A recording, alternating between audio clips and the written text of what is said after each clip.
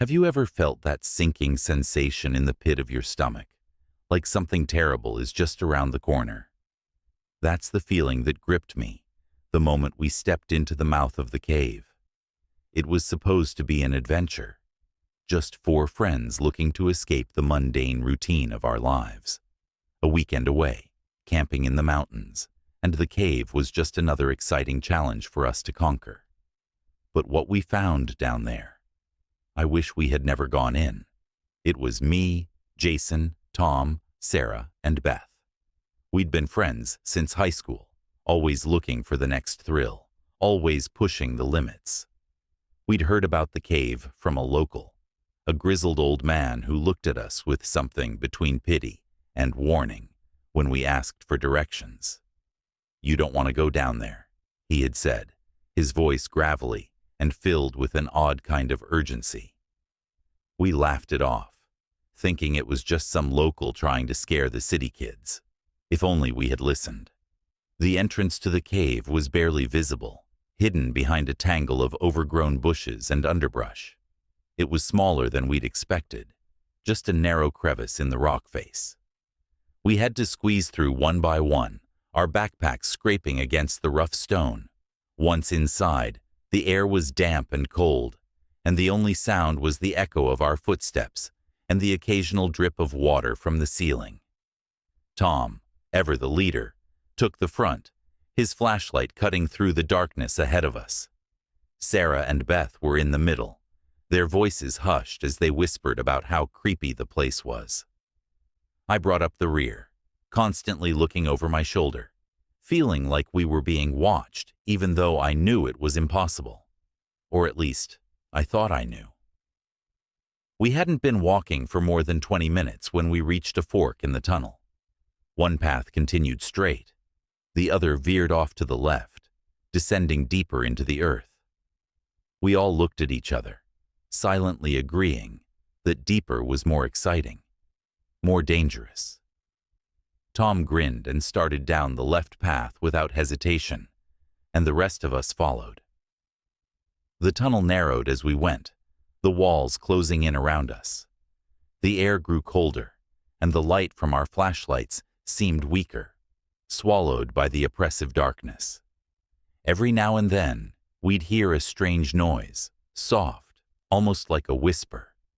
But when we stopped to listen, there was nothing, just silence and darkness. It wasn't long before we noticed the scratches on the walls, deep, jagged grooves running along the stone as if something with claws had tried to claw its way out. "Probably just animals," Tom said, his voice a little too loud, a little too forced. But none of us believed that. Not really. The deeper we went, the worse it got. The air became thick, almost choking, and there was a smell. Something rotting. Something old and foul. We should have turned back then, but we didn't. Curiosity got the better of us, and fear hadn't yet fully taken hold. We pushed on, even as the tunnel opened up into a larger chamber. That's when we saw it. At first, it was just a shape in the darkness, tall and thin, almost like a shadow cast by our flashlights. But as we got closer, the shape didn't move, didn't flicker like a shadow should. It stood there, still and silent, waiting. I couldn't make out any details, but I knew, deep down, in that primal part of my brain that recognizes danger, I knew we were in trouble. Tom was the first to approach, his flashlight trembling in his hand. "What is that?" he whispered, more to himself than to us. He took a step closer, and the light caught on something. Pale, almost white skin, stretched over bones so thin they looked like they could snap at any moment. And then we saw the eyes, or rather, the lack of them. Hollow sockets where eyes should have been, black as the void around us. Sarah let out a small whimper, and that's when it moved. It was fast, too fast for something so tall and gangly. One moment it was just standing there. The next it was right in front of Tom, towering over him. Its arms, long and thin with claw-like fingers, reached out towards him. For a second, I thought he was going to be okay, that he'd dodge or scream or something. But he didn't. He just stood there, frozen in place, as if those empty sockets were holding him in some terrible trance. The next thing I knew, Tom was on the ground, and there was blood. So much blood. The thing had torn into him with those claws, ripping through flesh and bone like it was nothing.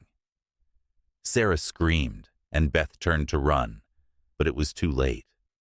The creature was on her in an instant, its claws slashing through the air. I don't remember much after that. It's all a blur of screaming and darkness, and that horrible smell of blood and rot. I ran. I know that much.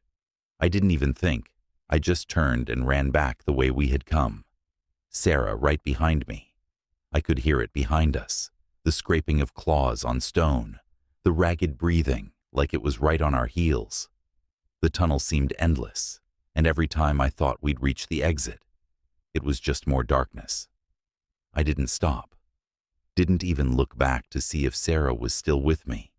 I just kept running, my breath ragged, my heart pounding so hard I thought it would burst. And then, suddenly, there was light. A faint glimmer at the end of the tunnel. I ran towards it with everything I had left, bursting out of the cave into the cold night air. I collapsed on the ground, gasping for breath, my body shaking with fear and exhaustion. I looked around for Sarah, but she wasn't there. I called her name over and over, but there was no answer. She was gone. Taken by that thing.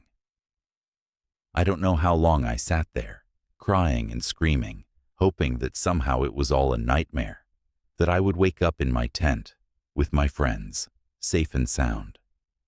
But the nightmare was real. I was the only one who made it out of that cave. I never told anyone what happened. Who would believe me? The locals, maybe. They knew something was down there, something old and evil. But even they wouldn't understand what we saw, what took my friends. So I kept quiet, tried to move on with my life. But every night I see it. In my dreams, in the darkness of my room, those hollow eyes staring at me, waiting. And sometimes, when I'm alone, I hear it. The scratching, the whispers, calling me back to the cave. But I won't go back. Not ever. Because whatever that thing was, it's still down there, waiting for the next group of idiots to wander too far into the dark.